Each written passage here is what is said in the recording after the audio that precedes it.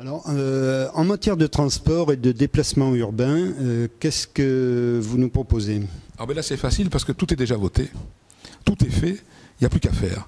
Donc nous avons voté en 2005 à l'initiative d'Hubert Falco un plan de déplacement urbain très cohérent, très ambitieux. Je l'ai voté avec lui, à son initiative. C'était sur l'axe central, le fameux tramway, dont on parle à Toulon depuis 1976. Nous avons des digestions lentes à Toulon. Le tube, il faut 23 ans. Le tramway, on a déjà dépassé largement les critères de préemption. Donc il faut faire maintenant le tramway rapidement. Moi, si je suis le maire de Toulon, immédiatement, la DUP est prête, les votes sont faits, le calendrier est là, des marchés avaient déjà été passés. Donc on se remet au travail. Dans 2 ans, on peut ouvrir la première ligne de tramway, la Garde, la Seine-sur-Mer. C'est indispensable, puisque aujourd'hui, sans déplacement de transport en commun rapide, cadencé, non polluant, apaisant, les gens ne le prennent pas, le prennent moins et ne viennent pas dans les centres-villes. Il faut voir aussi qu'on va ouvrir le fameux deuxième tunnel de Toulon, donc on aura le tube dans les deux sens.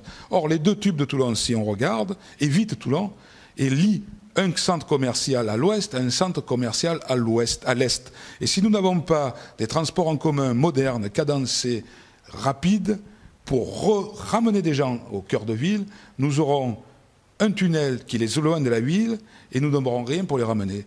Donc ce lien de transport moderne est indispensable, pas seulement pour transporter des gens, mais pour la rénovation urbaine des quartiers traversés, pour l'attractivité du centre-ville et pour l'apaisement de la cité, puisque quand on est transporté dans un tramway, il y a moins d'incidents, on est moins énervé parce que le tramway, d'abord, il n'y a pas d'embouteillage, et puis on est moins bousculé.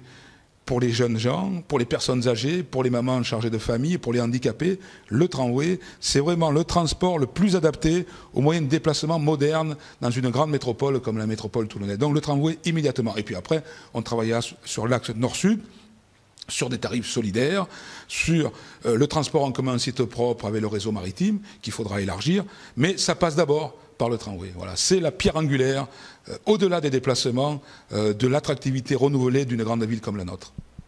Oui, et donc tout en restant sur les déplacements, au niveau des pistes cyclables. Nous avons là aussi un projet où, à moins d'1 kilomètre, il y aura des pistes cyclables qui seront proposées aux Toulonnais. Ça sera plus facile à faire si le tramway dégage de l'espace.